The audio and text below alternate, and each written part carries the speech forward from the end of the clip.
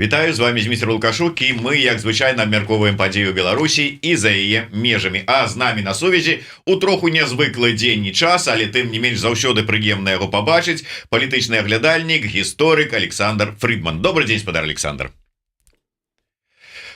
Спадар Александр, я хотел бы пачаць с такой темы. Мы з вами говорили, абмяркоўваючы гэты эфир, говорили про тое, что трэба абмеркаваць тему аварыі на Чарнобыльскай станцыі, вось гэтую гадавіну, у тым сэнсе, что Лукашенко ніякім чынам не адзначыўся сёлета у звязку с гэтай трагедыяй і ў звязку со сваімі звычайнымі, калі раней дэмакратычныя сілы ў Беларусі ладзілі чарнобыльскі шлях, то ён ладзіў такое турне у тыя вобласці гомельскай магілёўскай вобласці, а сёлета нешта не было. І вот як подслухали нас і нашыя перамовы сёння раніцай, Лукашенко мало того, что выправіўся у той бок, так яшчэ і сёння падчас сустрэчы сказаў, что вот я выправіўся у свой чарнобыльскі шлях. Что вы можете сказать? Гэта просто такая даніна традыцыі, ці нешта азначае, і ўвогуле ці не, ну как бы так, чаму так неяк так вельмі лёгка рэжым, ідэалогія лукашэнкаўская адмахиваецца ад самой гэтай трагедыі чарнобыльскай?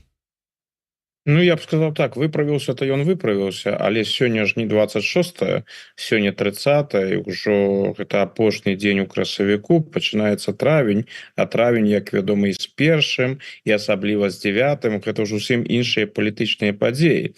Калі мы паглядзім на беларускую палітычную традыцыю, ну, напярэдадні 1 траўня ўжо фактычна пра Чарнобыль не размаўляюць. Гэта ж для Лукашэнкі было тыпова. Не звесці Чарнобыль вось да гэтай даты 26. 26 красавіка гэта адзін дзень, калі Лукашенко накіроўваецца ў чарнобыльскую зону і у пацярпелыя раёны, і там пачынаецца гаворка перш за ўсё, што мы тут выратавалі, мы ўсё зрабілі добра, гэтыя тэрыторыі зараз знаходзяцца у добрым стане, і вось усе наступствы трагедыі ў Чарнобылі яны фактычна пераадолены. Ну, гэтыя наратывы яны прысутнічалі і ў нулявыя гады, і нават у 90-е гады, асабліва ну, у 90-е гады гэта была эпоха чарнобыльскіх шляхоў дэмакратычных сілаў, пераважна беларускага народнага фронту. І там Лукашенку трэба было сябе супрацьстаўляць, што вось яны там у Мінску по вуліцам гуляюць і з палітычнымі нейкімі патрабаваннямі, а вось ён, як чалавек справы, ён накіраваўся ў чарнобыльскія раёны і ён там працуе. У нулявыя гады там ужо гэты палітычны чыннік ён паступова адышоў на другі план. Тады казалі, што вось ён актыўна працуе ў гэтых рэгіёнах, ён не забываецца пра них. Потым павялі сябе яны яшчэ больш асцярожна, ну гэта вядома, калі ты будуеш у Беларусі атамную электрастанцыю, а сёння Лукашенко ізноў кажа, што трэба будаваць другую электрастанцыю, ну тебе трэба зрабіць усё, каб под Чарнобыля у калектыўнай памяці грамадства не было. Бо калі гэта ўжо адбылося, і менавіта на тэрыторыі Беларусі, і Беларусь так пацярпела ад гэтай аварыі. Ну, менавіта ў Беларусі павінны актыўна размаўляць і пра наступствы, і пра праблемы з гэтым звязаны. Ну, гэта Лукашенку зусім не пасуе. Таму гэтую тэму чарнобыльскую паступова не звялі да 26-го. Усё, 26-го традыцыйная узгадваецца, бо не ўзгадаць цяжка, і ёсць пэўная традыцыя, а пасля гэтага ўсё, тэма скончылася, ідзем далей. Ну, гэтым разам адбываецца нешта надзвычайнае. Калі мы паглядзім на мінулы тыдзень і усебеларускі народны сход, яны ўвогуле зрабілі гэта досыць незвычайна. Калі вось такое мерапрыемство праводзіцца 2 дні, ну лагічна зрабіць, ты пачынаеш у чацвер, скончыў у пятніцу, і ўсе тыя людзі, якія прысутнічалі з падарункамі, у добрым настроі, яны паехалі дадому, яны адпачываюць у іх выходныя. Гэта было б лагічна. Што яны зрабілі на мінулым тыдні?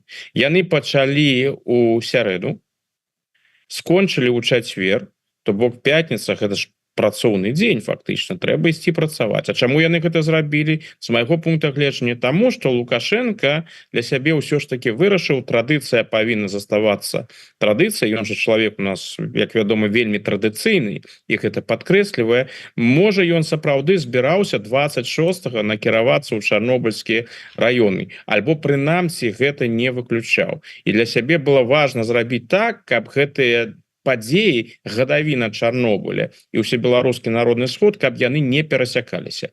Усё гэта было зроблена. Ну а потым 26-я пятніца ў беларускім кантэксце выглядала досыць сціпла. Там былі некаторыя заявы, асабліва мясцовых функцыянераў, але Лукашенко знік. Лукашэнкі-то ў публічнай прасторы не было, ён не накіраваўся туды. Потым былі наступныя дні яшчэ блізкія да дня трагедыі 27-го, 28-го. Ну, мог і накіравацца і ў гэтыя дні, мог накіравацца ў панядзелак, урэшце рэшт. Ён гэта не зрабіў. Не зрабіў, хутчэй за ўсё таму, а вось зараз зрабіў. Тое, што ўсё ж таки паехаў туды, паказвае, што яму гэта, ён меркаваў гэта зрабіць, яму гэта было патрэбна і са спазненнем, але зрабіў. Ну я б гэта звязаў усё ж таки з станам Лукашэнкі. Так актыўна працаваць столькі дзён запар, ну ён, відаць, больш не можа. Таму сход правёў, быў зоркай гэтага сходу, паўсюдна мялькаў на гэтым сходзе, ну сапраўды так папрацаваў, моцна папрацаваў. На наступны дзень, відавочна, на паездку ў чарнобыльскі раёны больш ужо не хапіла. Ну, мы пра сход яшчэ паговорым. Зараз, можа быць, давайте да іншых пытанняў. І гэта пытанне, тут, я думаю, я найперш да вас звярнуся як да гісторыка. Гэта апублічаная, выкінутая ў публічную прастору кіберпартызанамі база даносаў, якую яны выцягнулі з непрыступнага сайта страшнага і жахлівага камітэта дзяржаўнай бяспекі. Страх аказаўся непрыступны, очень даже такі прыступны, але зусім недавно, вот, ну, по гістарычных мерках мы бачылі таксама выцягнутыя базы даносаў, якія пісалі ў 20-м годзе суседзі на сваіх суседзяў з нагоды падзеяў 20-го года. Там з міліцэйскіх гэтых вось сервакоў іх скачалі. І вось зараз база КДБшная. Чым адрозненне? І увогуле, ці бачыце вы вось нейкую такую значнасць гэтай падзеі, гэтых вот ці варта, ну так как бы вот усе асэнсоўваюць, вычытваюць, глядзяць, што там цікавага. А вось вы як гісторык, як ацэньваеце гэта ўсё? Ну я б усё ж таки, канешне, гэтыя базы яны ідуць у адным накірунку, але ёсць, канешне, сур'ёзнае адрозненне. Гэта адрозненне ў тых структурах, якія прадстаўляюць гэтыя базы. З аднаго боку мы маем справу з міліцыяй, і адна справа гэта звярнуцца ў міліцыю, а зусім іншая справа это звярнуцца ў камітэт дзяржаўнай бяспекі. Мы ж ведаем, якая рэпутацыя ў гэтай структуры яшчэ з савецкіх часоў. Гэта тая структура, з якой трэба паводзіць сябе вельмі асцярожна, там працуюць вельмі сур'ёзныя людзі, і лепш з гэтымі людзьмі, ну, па магчымасці менш, як мінімальную колькасць сувязі мець. То бок, калі чалавек звяртаецца ў камітэт дзяржаўнай бяспекі, я думаю, эмацыянальна і псіхалагічна гэта ўсё ж такі іншая справа, чым звяртацца ў міліцыю. У КДБ звяртаюцца людзі з больш сур'ёзнымі патрабаваннямі і, ну, з іншымі поглядамі, назовем гэта так, з іншымі уяўленнямі. У КДБ звяртаюцца толькі тады, калі гэта насамрэч сур'ёзна. І гэта мы бачым, дарэчы, у ўсіх гэтых даносах, амаль усе, хто пішуць туды, яны падкрэсліваюць, што яны пішуць у вельмі сур'ёзную структуру і ў іх вельмі сур'ёзная справа. Так што гэтыя матэрыялы яны даюць яшчэ большае ўяўленне пра стан беларускага грамадства. Акрамя таго, гэта амаль 9 гадоў, калі я не памыляюся, альбо 8 гадоў, перыяд, за які там ёсць гэтыя даносы. І мы бачым таксама, як грамадства змянялася. Што тычыцца гэтых матэрыялаў як гістарычнай крыніцы, ну, відавочна, гэта скарб. Гэта сапраўдны скарб, паколькі КДБ працягвае сваё існаванне. Мы бачым гэтыя даносы, мы бачым структуру даносчыкаў, што гэта за людзі. Гэта ўсё выкладаецца ў поўным памеры, нават там нейкая інфармацыя і ніхто не прыхоўвае. Тут, канешне, узнікаюць пытанні адносна там асабістай інфармацыі, ну тых жа даносчыкаў. Мы ж не ведаем, магчыма там нейкія маніпуляцыі. Можа такой чалавек ніколі не пісаў данос, а нехта прыкрыўся ім і паслаў ад яго гэты данос. Мы ж гэта не ведаем у канкрэтнай сітуацыі, праверыць гэта цяжка. Таму вось да такой інфармацыі звычайна падыходзяць вельмі асцярожна. І, напрыклад, у тых жа заходніх архівах, калі ты звяртаешься па даносы і хочаш паглядзець на іх, тыя ж даносы, якія людзі пісалі у ўсходне-нямецкую дзяржбяспеку ў штаце, ты звычайна гэтыя даносы атрымліваеш, але калі ты хочаш там атрымаць копію гэтых матэрыялаў, ну фактычна там такія асабістыя дадзены і іншае іх чорнай фарбай робяць звычайна, каб гэтая інфармацыя не прыйшла. То бок ставяцца да гэтага вельмі асцярожна. Крыніца вельмі цікавая, яна паказвае матывацыю людзей. Мне прыходзілася ў розных кантэкстах працаваць з даносамі, і сталінскімі даносамі, і з даносамі ў гестапа гітлераўскай эпохі, даносамі ў штазе, у КТР. І, канешне, цікава гэта ўсё параўноўваць. То бок і помста тут прысутнічае, і ідэалагічныя матывы, ёсць апантаныя людзі, а ёсць толькі тыя, хто жадаюць помсціць. А ёсць людзі, якія ўвогуле не разумеюць палітычную рэчаіснасць. Яны пішуць данос у той же КДБ, а потым пишут, ну не трэба яго моцна караць, вы там прасачыце што і як, а вось караць гэтага чалавека не трэба. Ну гэта яшчэ і паказвае, які ў іх уяўленні ёсць пра КДБ. Ну і што самае ўрэшце рэшт цікавае, і гэта даследаваць вельмі цяжка, пакуль прынамсі мы толькі можам гэта рабіць кропкава. А што яны рабілі ў КДБ з гэтымі даносамі? Ну добра, прыйшоў данос, нехта напісаў. Самае ж цікавае пачынаецца, што робяць з гэтым супрацоўнікі КДБ. Бяруць яны гэты данос, адкідваюць яны яго, бо там відавочная канспірацыя, альбо гэта несур'ёзна, альбо яны гэта ўсё пераправяраюць, апрацоўваюць. Ну тое, што мы пабачылі, напрыклад, справа Белага легіёна, калі быў знойдзены вось той данос, з якога пачалося. Яно паказвае, як творча ў двукосе працуе КДБ. То бок нейкая інфармацыя да іх трапляе, а яны потым ужо з гэтай інфармацыі робяць вялікія канспіралагічныя тэорыі і справы, якія павінны спадабацца вышэйшаму кіраўніцтву. То бок крыніца вельмі цікавая, дарэчы, таму пра гэта і пішуць з такой цікавасцю таксама на захадзе, але гэта трэба разглядаць, вывучаць, і не толькі там публіцыстычнымі метадамі. Гэта ўсё трэба будзе прагледзець вось так з адпаведнымі з навуковым апаратам і іншае. Але ізноў жа паўтаруся, крыніца, ну, выдатная, што тут яшчэ скажаш? Дарэчы, гэта база тыя даносы, якія былі напісаныя за 9 гадоў, нібыта там потрапілі з 14 по 23 год. 40 000 даносаў, ўжо адразу подлічылі, што гэта там амаль 4000 з паловай даносаў на год і гэтак далей. Але потым пачалі глядзець, там ледзь не 20 000 з гэтых даносаў сказалі, што это боты.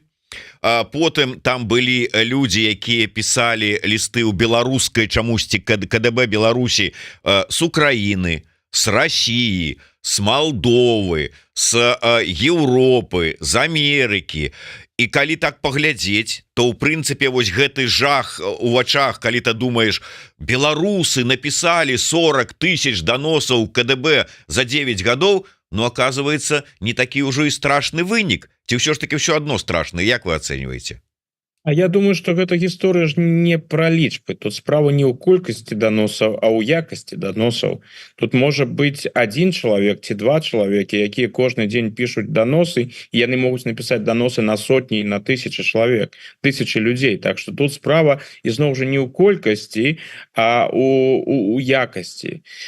Калі прасачыць, так, там хапала людзей, якія жывуць за мяжой і звяртаюцца ў камітэт дзяржаўнай бяспекі. Гэта вельмі цікавыя, асабліва цікавыя даносы у пэўным сэнсе. Што тычыцца, там былі цікавыя даносы, якія я бачу, ну цікавыя ў двукосі, бо мы тут не павінны забывацца. Тут яшчэ трэба глядзець, што сталася з гэтымі людзьмі, на якіх пісалі даносы. Там муж пісаў на жонку, калі там былі нейкія эканамічныя сваркі за кватэры і іншае. Гэта ж таксама прысутнічае у гэтых даносах. Ну а што тычыцца грамадзян Беларусі, якія жывуць у Беларусі і пісалі даносы, ну выглядае так, што лічба там зусім невялікая, але тут пытанне ў чым? У тым, што ў прынцыпе людзі не жадаюць пісаць даносы. Ці яны для сябе яшчэ па старой савецкай традыцыі лічаць, ну гэта КДБ. Калі я звярнуся ў КДБ, ну а хто яго ведае? Можа КДБ і мной зоймецца. Гэта ж вядомы савецкі феномен. Людзі для сябе лічылі, вось гэтыя чекісты, ну яны такія вельмі спецыфічныя, да, хтосьці іх паважаў, хтосьці наадварот, але значная колькасць людзей просто не жадала мець з імі справу. Вось звернешся да них, значит, пачнуць цябе яшчэ правяраць, а цябе гэта трэба? Не, цябе гэта відавочна не трэба. Ну і яшчэ, калі мы вось сакранем гэтую лічбу 40 000, тут пакуль жа не зразумела, ці гэта ўсё. Мо што гэта за даносы? Чаму там апынуліся яны ў гэтым масіве? Гэта сапраўды ўсё тое, што прыходзіла, альбо там з боку КДБ праводзілася нейкая селекцыя. І можа найбольш такія важныя даносы, якія да іх прыходзілі, яны там здолелі абараніць лепш, яны пакуль не патрапілі. Так што кіберпартызаны, яны ж пакуль не... І гэта слушна з іх пункту гледжання. Навошта ім казаць адразу ўсё, што ў іх ёсць? Напэўна, яны здабылі куды больш інфармацыі, чым пакуль вядома. Яны робяць гэта кавалкава і пакуль не зразумела, што азначаюць гэтыя 40 000. Гэта ўсё, што было выкачана, ўсё, што было, альбо гэта толькі частка. Калі гэта частка, ну тады і адзнакі ўсяго гэтага будуць іншыя.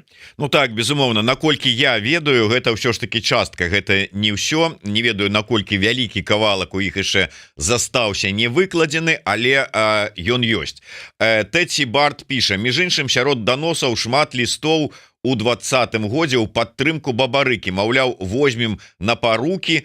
І зноў жа, беларусы самыя лепшыя. Плюс ёсць запыты людзей на раскрыццё дакументаў НКВД аб рэпрэсіях. Так, сапраўды, было шмат запытаў. Былі лісты, той же самы вось ліст Александра Фядуты, які патрабаваў там, как бы, ну не патрабаваў, а ў сваёй манеры казаў, што ну так давайте вось справу Белага легіёна раз ужо закрылі, разбяромся, што ж там тая за фрау А насамрэч была. І гэтак далей. Ці там ліст зварот быў ад Беларускай асацыяцыі журналістаў з патрабаваннем спыніць пераслед журналістаў. То есть лісты былі абсалютна розныя. Дарэчы, мне вельмі падабаецца з аднаго вось ліста, я просто та самая фраза такая, вот гэта хіт для мяне, не ведаю, тут данос не данос, но, скажем, гэта лепшае для мяне пакуль. Цитую: «Мне лично Озаренок не нравится. Но, тем не менее, я считаю, что даже человек, похожий на говорящее гнездо, имеет право жить». А у вас які там у лідерах, які данос, ну, умоўна ў лідерах, ці на што вы там звярнулі ўвагу? Ну, там насамрэч они былі зусім розныя, на які я звярнуў увагу. Вось той данос, які мяне зацікавіў, мне падаецца, зеркала яго апублікавала, ці ён быў згаданы, гэта данос бацькі на свайго сына з Туркменістану, про тое, што вось бацька назірае ў сына радыкалізацыю ў накірунку ісламізма.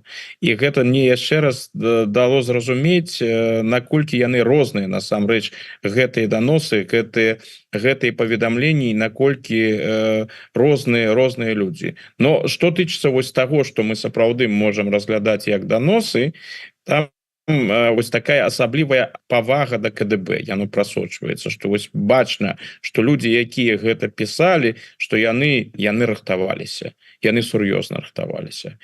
Ну а што мяне насамрэч вось уразіла ў пэўным сэнсе, гэта колькасць даносаў за мяжы, якая ішла.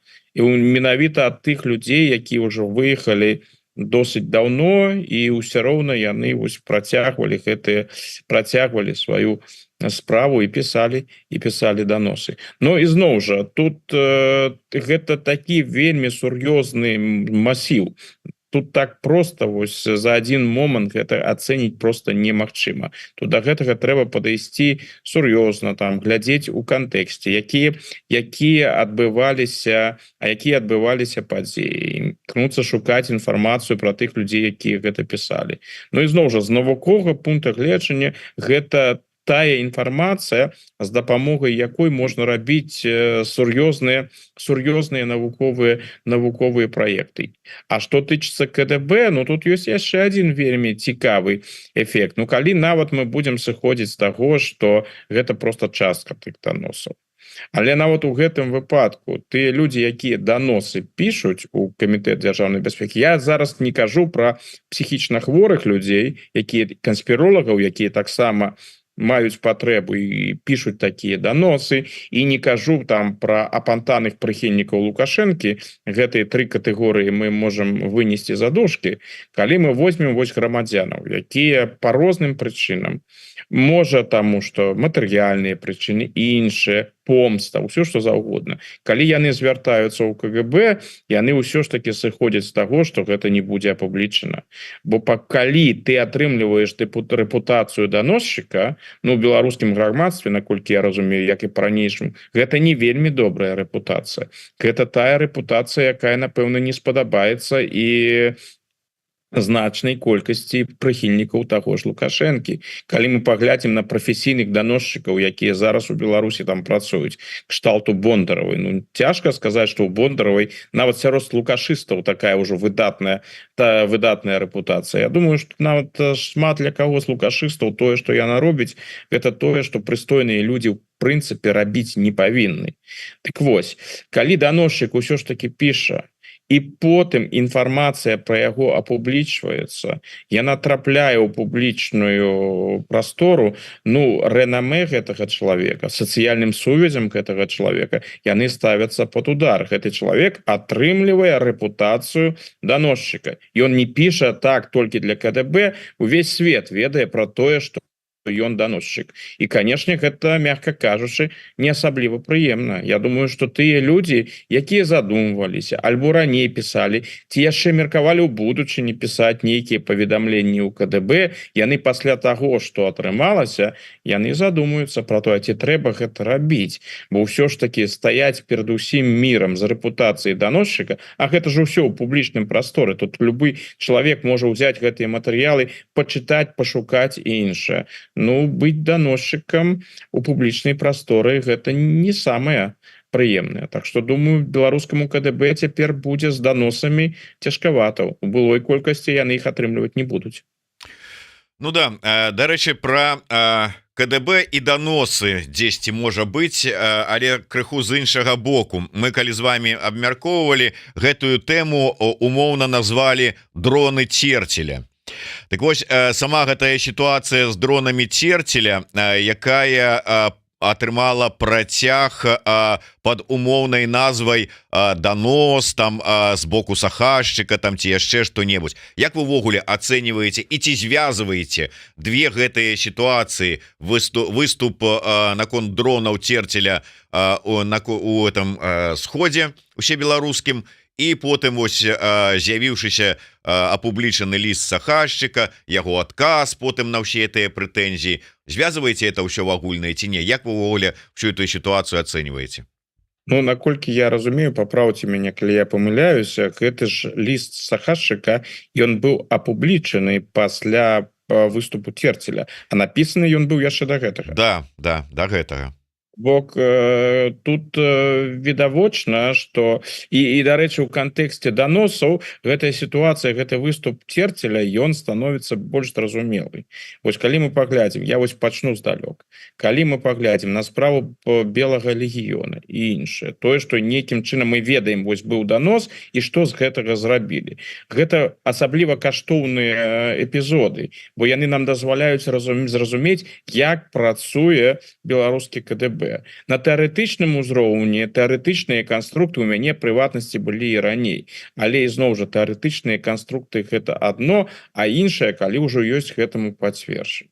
Так вось, беларускі КДБ і справа белага легіёна яна паказвае гэта працуе таким чынам, што яны атрымліваюць нейкую інфармацыю, хутчэй за ўсё яны гэта просто не прыдумляюць, такога крэатыва і фантазіі няма, з'яўляецца нейкая інфармацыя першапачатковая, а потым яны яе ўжо раскручваюць у тым накірунку, у якім гэта патрэбна, у тым накірунку, які яны жадаюць, вось нейкую канспіралагічную тэорыю, якая ім падабаецца, альбо ў якой яны упэўнены, іншае. Ось прыкладна так жа яны працавалі у выпадку з узгаданым Александром Фядутам. Уся гэтая гісторыя пра дзяржаўную змову, як гэта ўсё раскручвалася. То бок там нейкія тэарэтычныя размовы у Зянковіча, Фядуты і гэтак далей яны вяліся, ну гэта такі клуб па інтарэсам, назовем гэта так, які потым пачаў больш актыўна дзейнічаць. Ну не буду ўдавацца ў падрабязнасці,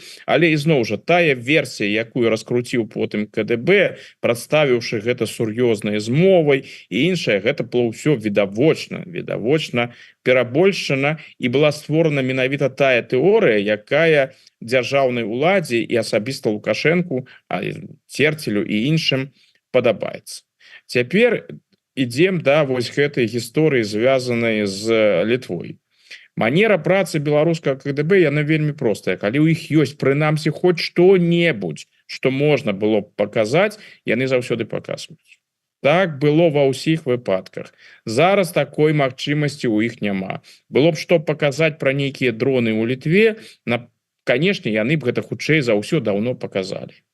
Можна уявіць сябе, што вось гэты ліст заказчыка, ён быў нейкім чынам перахоплены или патрапіў да іх, і адтуль яны даведаліся, што магчыма існуюць такія нейкія планы. Я так разумею, што гэта ўсё існавала, калі ўвогуле існавала, і зноў жа я вось вельмі асцярожна хачу ў гэты момант казаць, бо шмат чаго мы просто не ведаем, а спекуляцыямі займацца, ну, гэта непрафесійна. Вось, і для іх патрапіла гэта інфармацыя, што магчыма штосьці ў Літве там плануецца. Увогуле, як мы ведаем, нічога з гэтага не адбылося, але яны гэта выставіў Церцель, што вось яны прадухілілі. Была такая сур'ёзная справа, яны гэта прадухілілі, да яшчэ прадставілі гэта такім чынам, нібыта нават літоўскія ўлады нешта такое імкнуліся зрабіць. Ну, прынамсі, увесь дыскурс ён быў пра гэта, што вось там у Літве планавалася іншае. Калі ты читаеш і бачыш, у Літве планавалася, ну, калі асабліва разбірацца не будзеш сыходзіць з таго, што планаваў хто? Планаваў афіцыйны Вільнюс. Дарэчы, вось менавіта ў гэтым варыянт і падхапілі некаторыя заходнія выданні, які ўвогуле пісалі пра гэтыя падзеі. Так што тут ізноў жа нешта пачулі, сканструявалі гісторыю. Ну а што тычыцца Сахашчыка, наколькі я разумею, ён жа патлумачыў, чаму ён гэты ліст напісаў, таму што ён прынцыпова супраць таго, каб такія ўдары па беларускай тэрыторыі ішлі. Бо ён лічыць такія паводзіны правакацыйнымі, якія толькі могуць пагоршыць сітуацыю. Ну тое, што яго перапіска і лісты нейкім чынам магчыма патрапілі ў беларускі КДБ, ну гэта вялікая праблема пераважна для Сахашчыка. Значыцца, трэба сыходзіць з таго, што ў беларускага КДБ сапраўды у асяродках дэмакратычных сілаў ёсць інфарматары, якія гэтую інфармацыю, розную інфармацыю, якая трапляе, да іх перадаюць. Нічога надзвычайнага гэтым няма. Мы ж бачылі ўжо шэраг выпадкаў. І, дарэчы, калі зноў я вярнуся да даносаў у гэтым кантэксце, сярод даносчыкаў, ну было ж, там таксама ёсць даносы ад людзей, якія пераехалі ў Польшчу, пераехалі ў Літву і адтуль пісалі даносы на іншых беларусаў. Гэта што ж мы таксама бачым у гэтых даносах? Ну бачце, я ўсё ж таки чытаючы тлумачэнні сахашчыка не знайшоў у ім тлумачэнні того, па-першае, калі вот ён хацеў папярэдзіць, такая профілактычны нібыта гэта быў ліст, што чамусьці гэты ліст потрапіў паўсюль і ў спецслужбы, у адпаведны дэпартамент па нацбяспекі Польшчы, да прыклад, і Церцелю ў КДБ Беларусі потрапіў, скажем, кіраўніцтву аб'яднання Ліцвіны ці кіраўніцтву паспалітага рушэння, якіх нібыта там лічылі там ці называлі датычных да арганізацыі тых вось дзеянняў, яны не потрапілі, іх не было пераслана. І я вот адказу чаму так і не атрымаў. І далей чытаючы, вось вы на гэта звярнулі увагу, я чытаючы на мове оригинала: ущерб нашему общему делу был нанесен не нашим документам, а лицами, которые организовали его утечку в СМИ и КГБ, а также допустили публикацию документа. Что-то вот я читаючи гэта, не знайшоў там допісу про тое, что зараз мы правядзём расследаванне, мы вылечым гэтага крота, які сядзіць у нашай структуры і слівае гэтыя документы.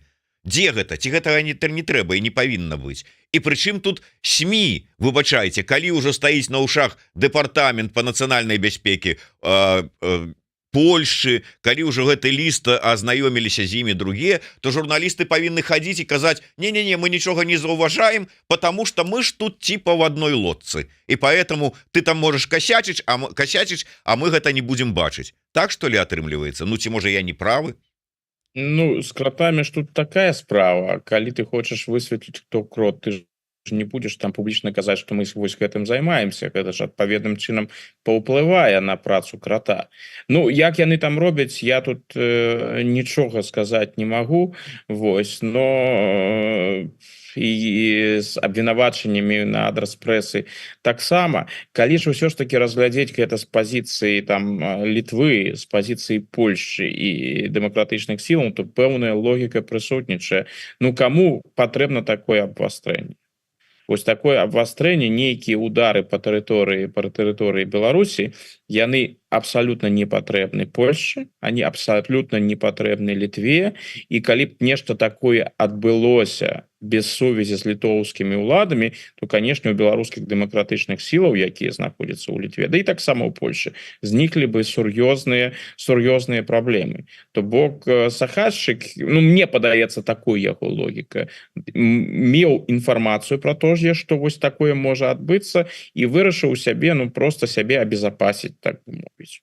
Што вось калі там нешта ўсё ж таки адбудзецца, мы да гэтага ніякага стаўлення не маем. Тут вось які эфект насамрэч важны. Я вось за гэтым назіраў і задаваў сябе пытанне наконт гэтых заяваў Церцеля.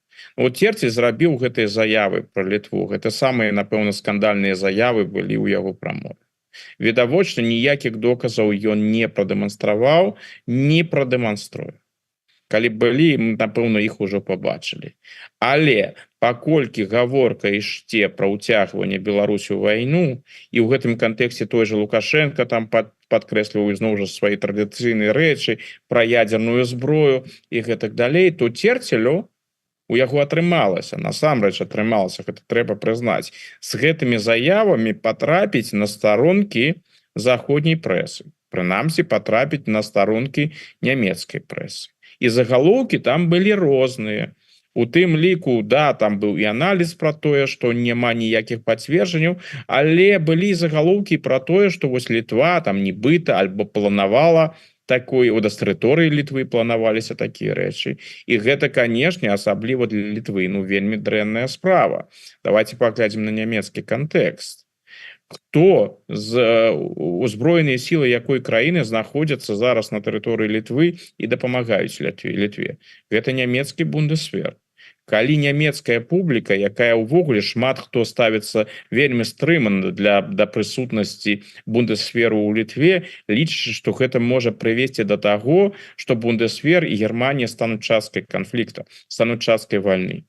Вось яны чытаюць такія навіны і бачаць, што там Літва альбо з тэрыторыі Літвы там хацелі нешта запусціць у беларускім накірунку і адначасова Лукашенко, что калі там нешта адбудзецца, мы так адкажем, что мало не покажется. Ну конечно, гэта пустыя заявы, але звычайны абыватель, які гэта чытае, ён не разважае, ён не ідзе так глыбока. Я могу себе цалкам уявіць, что шмат людзей, якія гэта прачыталі, яны про сябе задумаліся. Ну я не ведаю, ці хлусіць гэты церцель, ці кажа ён праўду, але ўсё ж таки, а нам гэта трэба. Нам трэба туды ісці ў гэты эпіцэнтр, туды, дзе можа сапраўды ў любы момант пачацца вайна. І вось гэта, канешне, таксама гэтую прапагандысцкі чыннік, не ведаю, ці рабіў стаўку на яго церцель, ці ён просто хацеў Лукашенку прадэманстраваць, якія тут у яго выдатныя вынікі, але так гэта ўсё ж таки атрымалася. Так што гісторыя, яна вельмі супярэчлівая, і гэта гісторыя ні пра што. Наколькі я разумею, тому что нейкіх там рэальных планаў не было, і нейкай пагрозы того, что ў накірунку ў Беларусі могуць там пайсці нейкія баявыя дроны і іншае таксама не было. Так что мы абмяркоўваем гісторыю, у якой шмат гульняў спецслужбаў, шмат прапагандысцкай вайны, але з рэальнымі падзеямі гэта асабліва нічога супольнага не мае. Ну так, але вось, напрыклад, сёння раніцай з'явілася навіна пра тое, што у Літве прапануюць скараціць колькасць беларусаў і расіян, якія прыязджаюць у краіну. Пра гэта выказаўся дарадца літоўскага прэзідэнта Кястуціс Будрыс. Так вот, пачытаўшы гэтую навіну і на фоне вось гэтых пра тое, пра што мы з вами абмяркоўвалі, скажуць, ну вось вам і вынік. І гэта толькі пачатак, тому что шмат хто казаў, што зараз на фоне вось гэтага яшчэ аднаго штуршка да такой падазрительнасці і напружанасці пачнуць дэпартаваць беларусаў з Літвы і ўсё. Ну, я думаю, что, конечно, депортация справа не дойдзе, але агульны клімат ён безумоўна пагоршыцца, бо пры ўсёй напружанасці, якая у Літве ёсць, і гэтага адчування, што вайна можа ў Літву прыйсці, і гэтая перасцярога, якая ёсць, ну відавочна, што літоўскі бок нейкую вайну, нейкае сутыкненне з Беларусю, з лукашэнкаўскай Беларусі, гэта значыцца з Россіі, правакаваць не жадае і ставіцца вельмі асцярожна. У Літве ж дакладна ведаюць, што чаго не хоча НАТО ні ў ніякім выпадку нейкага прамога сутыкнення ў розных формах, хаця б у любых формах. Таму вось гэты клімат недаверу, ён, канешне, ўжо прысутнічае, і я баюся, што ён будзе ўзмацняцца, бо палітычна кан'юнктура, яна вельмі непрыемная. Калі мы ўжо шмат разоў пра гэта размаўлялі, і ўсё ж таки я паўтаруся, мы жывем у тыя часы, калі ўсё больш людзей у Еўропе пачынаюць задумвацца пра тое, што вайна-то насамрэч-то недалёка. Вайна блізка, вайна можа прыйсці ў кожную хату. Ва ўсходняй Еўропе, у краінах Балтыі гэта адчуванне яно куды больш моцнае, чым у заходняй частцы кантыненту. І калі ты сыходзіш з таго, што вайна можа прыйсці, і прыйдзе яно менавіта там з тэрыторыі Беларусі, як у выпадку Літвы, ну дык у таком становішчы нейкага стрыманага стаўлення, альбо асабліва прыхільнага стаўлення да ўсяго звязанага з Беларусю, на вялікі жаль, ад значнай колькасці людзей чакаць не прыходзіцца. Людзі разумныя, людзі, якія рэфлексуюць, людзі, якія разважаюць, людзі, якія па-ранейшаму не страцілі магчымасць адрозніваць паміж Лукашэнкам і Церцелем, умоўна кажучы, і тымі беларусамі, якія ў 20-е гады прыехалі з Беларусі менавіта таму, што іх у Беларусі пераследавалі, такія людзі прысутнічаюць. Але ў экстрэмальныя часы такіх рэфлексуючых людзей, на вялікі жаль, становіцца ўсё менш і менш, бо тады ў экстрэмальныя часы дамінуюць эмоцыі. А калі рашэнні прымаюцца эмацыянальна, ну гэта амаль заўсёды дрэннае рашэнне. Я, дарэчы, хацеў бы, можа быть, так, закрываючы гэтую тэму беларускую і усенароднага сходу, сказать, ўсё атрымліваецца на ўсіх чаканнях, ну, можа быть, нават, ну, меркаваннях, што можа быть, што гэта вот УНС і ўвогуле Лукашенко паціху рыхтуецца з улікам стана здароўя, там яшчэ невядома чаго, да нейкага паступовага транзіту ўлады, можна сказаць, што ставім крыж. Ну, я пакуль не бачу Лукашэнкі, як вось выглядае зараз, у яго гэта яго стан здароўя, ну, яго ўзрост, ну, чалавек знаходзіцца ўжо ў сталым узросце, у яго было досыць турбулентнае палітычнае жыццё. Лукашенко, як мы ведаем, чалавек таксама досыць эмацыянальны і іншае. І, канешне, узрост, ну, мы ўсе не маладзеем, Лукашенко тут не выключэнне. І тут бачна, ну, гэта відавочна, калі там назіраць за Лукашенком, тут, канешне, медыкі, хаця ізноў жа, калі там глядзець на нейкія дыягназы на адлегласці, гэта праблематычна, але людзі з медыцынскімі ведамі, яны тут могуць сказаць куды больш. Але нават калі гэтых ведаў няма, калі ты назіраеш просто за Лукашенком, уважліва сочыш, што ён рабіў, як ён сябе паводзіць, як змяняюцца яго звычаі, ну, бачыш, што чалавек не маладзее, назовем так, дыпламатычна. І ў яго ўжо апошнімі гадамі, ну, назіраюцца пэўныя праблемы са здароўем. Наколькі яны сур'ёзныя, гэта іншае пытанне. На дадзены момант выглядае так, што хутчэй за ўсё стан здароўя гэта адзінае, што можа прымусіць Лукашенку бліжэйшым часам сысці з пасады прэзідэнта і пайсці на нейкія варыянты транзіту. Прынамсі, увесь гэты кантэкст ВНС, ну, нічога не выглядала ў гэтым кантэксце так, што Лукашенко там кудысьці збіраецца.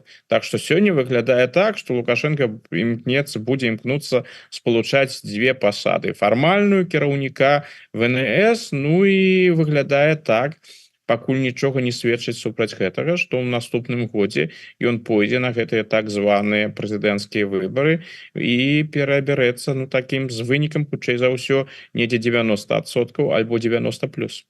На завяршэнне, можа быть, коротко, да Германии, дзе зараз вось вы і знаходзіце, тут как бы два моманта. Першы, вось вы кажаце про тое, што стаўленне да беларусаў можа быть пагоршыцца. Слухайте, на фоне той колькасці зэтнікаў, якія жывуць у той же самой Германии і у шмат у якіх іншых краінах Еўропы, во Францыі, перш за ўсё гэта тычыцца былых мігрантаў з России, якія мало того, что яны там не хаваюць, что яны зэтнікі, падтрымліваюць Путіна, часам нават на нейкія там маніфестацыі устраиваюць, а то і украінскіх параненых байцоў, якія там прыехалі на лячэнне ў Германію, забіваюць, вось як недаўні выпадак, калі расійскі гэты зэтнік, ну, нібыта по меркаванні паліцыі забіў двух украінцаў.